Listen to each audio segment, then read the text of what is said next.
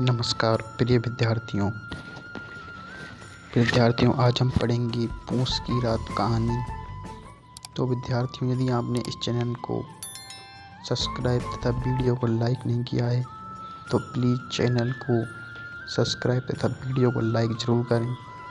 तो दोस्तों, आपका ज़्यादा टाइम व्यर्थ न करते हुए हम आज की इस कहानी को शुरू करते हैं। इससे पहले हम मुंशी प्रेमचंद का थोड़ा जीवन परिचय जान लेते हैं। जन्म। मुंशी प्रेमचंद का जन्म 31 जुलाई 1880 लेहमी गांव, वाराणसी, उत्तर प्रदेश में हुआ तथा इनकी मृत्यु 8 अक्टूबर 1936 56 वर्ष की उम्र में वाराणसी, उत्तर प्रदेश में हुई। तो पूस की रात कहानी। पूस की रात कहानी के मुख्य पात्र हल्कू की पत्नी मुन्नी तथा जबरा नामक कुत्ता इस कहानी के मुख्य पात्र हैं। हल्कू ने स्त्री से कहा, सहना आ गया है, लाओ जो रुपए रखे हैं उसे दे दूं, किसी तरह तो छूटे। मुन्नी झाड़ू लगा रही थी, पीछे फिर कर बोली, 3 ही तो रुपए हैं, दे दोगे तो कंबल कहाँ से आवेगा।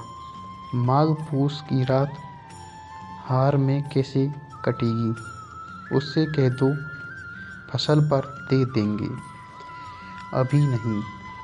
हल्कू एक क्षण अनिश्चित दशा में खड़ा रहा।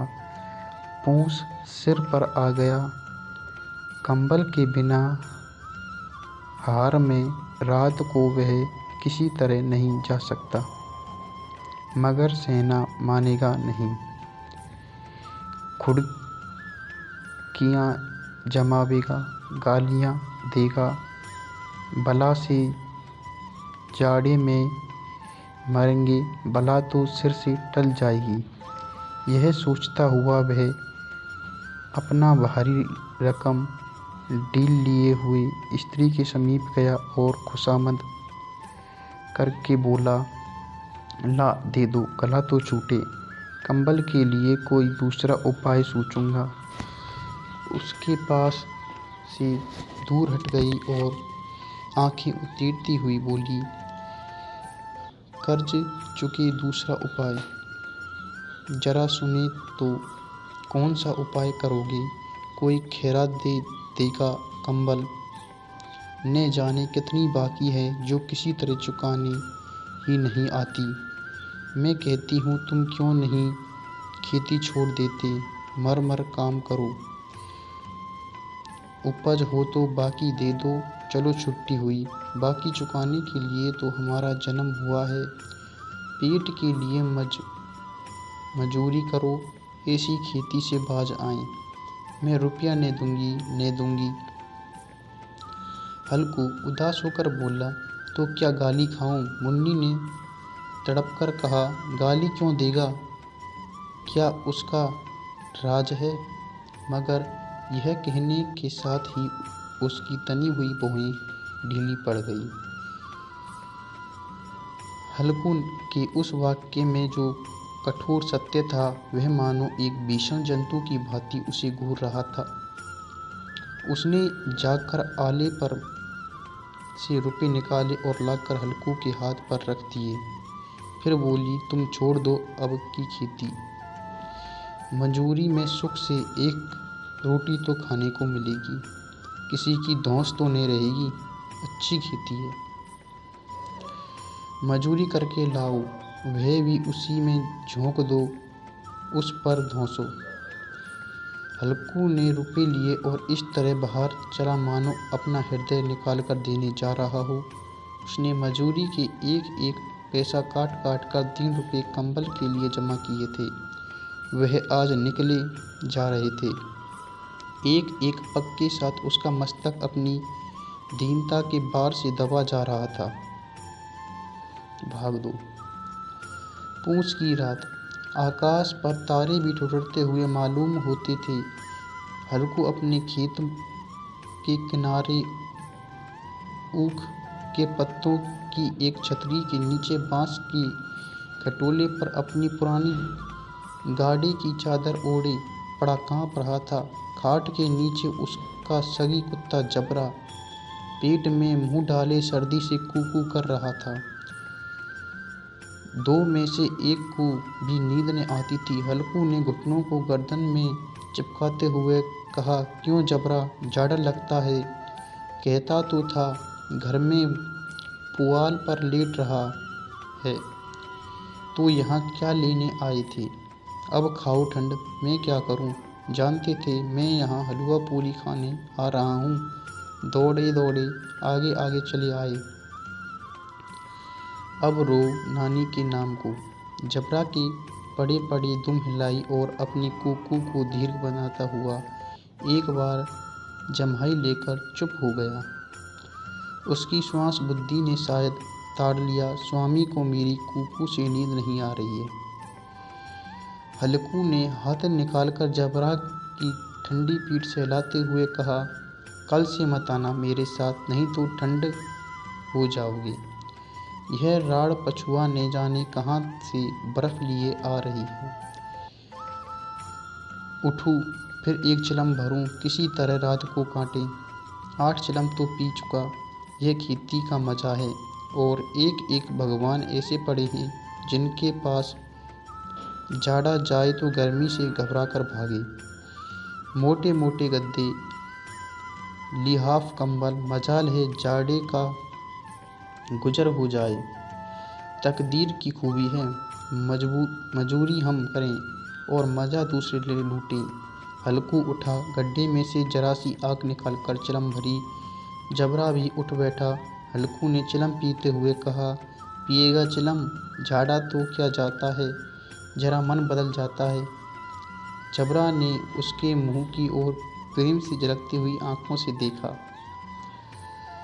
हल्कू, आज और जाड़ा खा ले।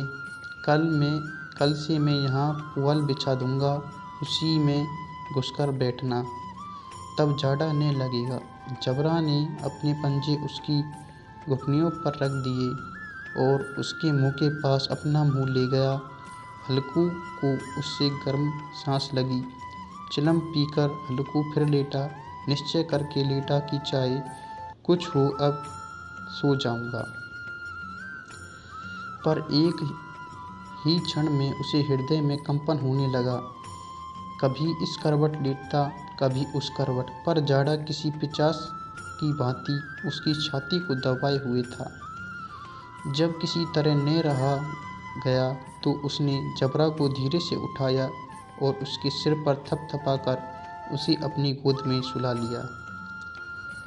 कुत्ते की देह से जाने कैसी दुर्गंध आ रही थी, पर वह उसे अपनी गोद में चिपटाए हुए ऐसे सुख का अनुभव कर रहा था जो इधर महीनों से उसे न मिला था। जबरा शायद यह समझ रहा था कि स्वर्ग यही है, और हल्कू की पवित्र आत्मा में तो उस कुत्ते के प्रति घृणा की गंध तक न थी। अपने किसी अभिन्न मित्र या भाई को भी वह इतनी ही तत्परता से गले लगाता।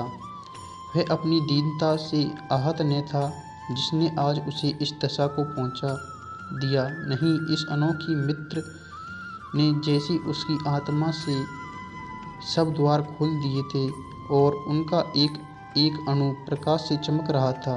सहसा जबरा ने किसी जानवर की आहट पाई। इस विशेष आत्मीयता ने उसमें एक नई फुर्ती पैदा कर दी। जो हवाओं के ठंडे झोंकों को तुच्छ समझती थी, वह झटपट कर उठा और छपरी के बाहर आकर भौंकने लगा। हल्कू ने उसे कई बार चूमकर बुलाया, पर वह उसके पास न आया। हार में चारों तरफ दौड़ दौड़कर भूंकता रहा। एक क्षण के लिए आ भी जाता तो तुरंत ही फिर दौड़ता। कर्तव्य उसके हृदय में अरमान की भांति ही उछल रहा था। 1 घंटा और गुजर गया। रात ने शीत को हवा से धकधकाना शुरू किया। हल्कू उठ बैठा और दोनों घुटनों को छाती से मिलाकर सिर को उसमें छुपा लिया। फिर भी ठंड कम न हुई। ऐसा जान पड़ता था सारा रक्त जम गया है, धमनियों में रक्त की जगह हिम बह रहा है। उसने झुककर आकाश की ओर देखा। अभी कितनी रात बाकी है। सप्तऋषि अभी आकाश में आधे भी नहीं चढ़े। ऊपर आ जाएगा तब कहीं सवेरा होगा। अभी पहर से ऊपर रात है। हल्कू के खेत से कोई एक गोली के टप्पे पर आमों का एक बाग लगा था। पतझड़ शुरू हो गई थी। बाग में पत्तियों को ढेर लगा हुआ था। हल्कू ने सोचा, चलकर पत्तियां बटोरूं और उन्हें जलाकर खूब तापूं। रात को कोई मुझे पत्तियां बटोरते देखे तो समझेंगे कोई भूत है। कौन जाने कोई जानवर ही छिपा बैठा हो, मगर अब तो बैठे नहीं रहा जाता। उसने पास के अरहर के खेत में जाकर कई पौधे उखाड़ लिए और उनका एक झाड़ू बनाकर हाथ में सुलगाता हुआ ओपटा लिए बगीचे की तरफ चला। जबरा ने उसे आते देखा तो पास आया और दुम हिलाने लगा। हल्कू ने कहा, अब तो नहीं रहा जाता जबरू, चलो बगीचे में पत्तियां बटोरते कर तापते हैं। ठाढ़े हो जाएंगे तो फिर आकर सोएंगे। अभी तो बहुत रात है। जबरा ने कूकू करके सहमति प्रकट की और आगे आगे बगीचे की ओर चला। बगीचे में खूब अंधेरा छाया हुआ था और अंधकार में निर्दय पवन पत्तियों को कुचलता हुआ चला जाता था। वृक्षों से ओस की बूंदें टप टप नीचे टपक रही थी। एकाएक झोंका मेहंदी के फूलों की खुशबू लिए हुए आया। हल्कू ने कहा, कैसी अच्छी महक आई है जबरू, तुम्हारी नाक में भी तो सुगंध आ रही है। जबरा को कहीं जमीन पर एक हड्डी पड़ी मिल गई, उसे निचोड़ रहा था। हल्कू ने आग जमीन पर रख दी और पत्तियां बटोरने लगा। जरा देर में पत्तियों का ढेर लग गया। हाथ ठिठुरते जाते थे, नंगे पांव गले जाते थे और वह पत्तियों का पहाड़ खड़ा कर रहा था। इसी अलाव में वह ठंड को जलाकर भस्म कर देगा। थोड़ी देर में अलाव जल उठा। उसकी लौ ऊपर वाले वृक्ष की पत्तियों को छू छू कर भागने लगी। उस अस्थिर प्रकाश में बगीचे में के विशाल वृक्ष ऐसे मालूम होते थे मानो उस अथाह अंधकार को अपने सिरों पर संभालते हुए हों। अंधकार के उस अनंत सागर में यह प्रकाश एक नौका के समान हिलता मचलता हुआ जान पड़ता था। हल्कू अलाव के सामने बैठा आग ताप रहा था। एक क्षण में उसने दोहर उतार कर बगल में दबा ली, दोनों पांव फैला दिए मानो ठंड को ललकार रहा हो। तेरे जी में जो आए सो कर। ठंड की असीम शक्ति पर विजय पाकर वह विजयी गर्व को हृदय में छिपा नहीं सकता था। उसने जबरा से कहा, क्यों जबरा, अब ठंड नहीं लग रही है?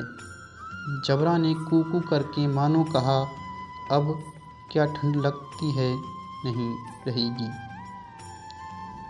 पहले से यह उपाय ने सूझा नहीं, इतनी ठंड क्यों खाते? जब्बर ने पूंछ हिलाई। अच्छा जाओ, इस अलाव को कूदकर पार करें, देखें कौन निकल जाता है। अगर जल गए बच्चा तो मैं दवा नहीं करूँगा। जब्बर ने उस अग्निराशि की ओर कतार नेत्रों से देखा। मुन्नी से कल ने कह देना, नहीं तो लड़ाई करेगी। यह कहता हुआ वह उछला और उस अलाव के ऊपर से साफ निकल गया। पैरों में जरा लपट लगी, पर वह कोई बात नहीं थी। जबरा आग के गिर्द घूमकर उसके पास आ खड़ा हुआ। हल्कू ने कहा, चलो चलो, इसकी सही नहीं, ऊपर से कूदकर आओ।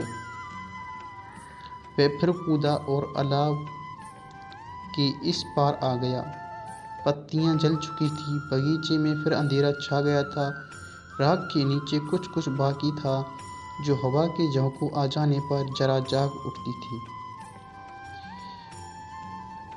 पर एक क्षण में फिर आंखें बंद कर लेती थी। हल्कू ने फिर चादर ओढ़ ली और गर्म राख के पास बैठा हुआ एक गीत गुनगुनाने लगा। उसके बदन में गर्मी आ गई थी, पर ज्यों-ज्यों शीत बढ़ती जाती उसे आलस्य दबा लेता था। जबरा जोर से भौंककर खेत की ओर भागा। हल्कू को ऐसा मालूम हुआ कि जानवर का एक झुंड खेत में आया है। शायद नीलगायों का झुंड था। उसके कूदे दौड़ने की आवाज़ें साफ कान में आ रही थी। फिर ऐसा मालूम हुआ कि खेत में चर रही हैं।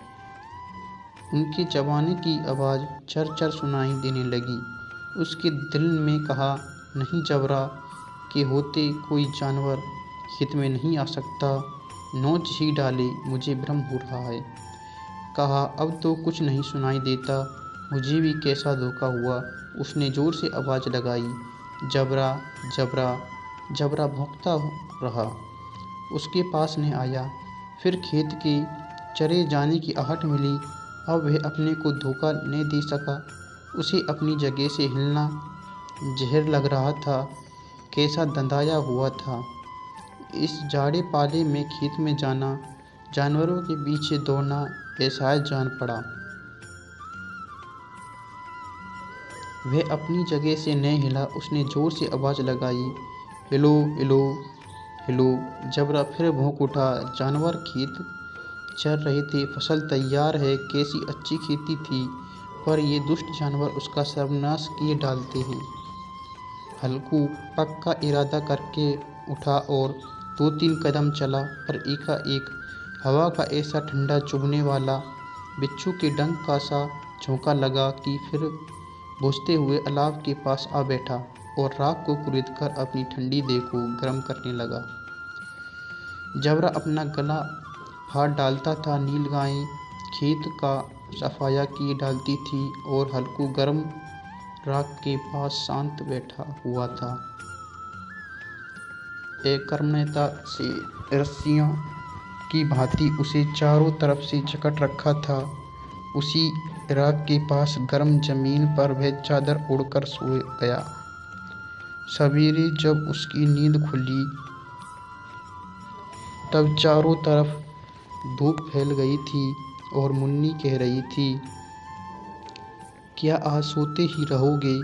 तुम यहाँ आकर रम गए और उधर सारा खेत चौपट हो गया।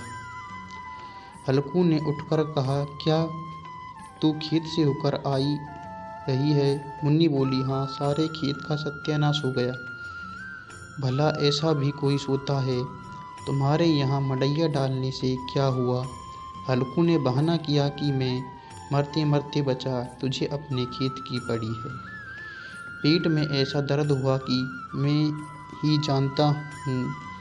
दोनों फिर खेत के डांड पर आए। देखा सारा खेत रौंदा पड़ा हुआ था और जबरा मड़ैया के नीचे चित्त लेटा है, मानो प्राण ही न हो। दोनों खेत की दशा देख रहे थे। मुन्नी ने मुख पर उदासी छाई थी, पर हल्कू प्रसन्न था। मुन्नी ने चिंतित होकर कहा, अब मजूरी करके मालगुजारी भरनी पड़ेगी। हल्कू ने प्रसन्न मुख से कहा, रात को ठंड में यहाँ सोना तो नहीं पड़ेगा। विद्यार्थियों, यदि आपको यह कहानी अच्छी लगी हो तो चैनल को सब्सक्राइब तथा वीडियो को लाइक जरूर करें। धन्यवाद।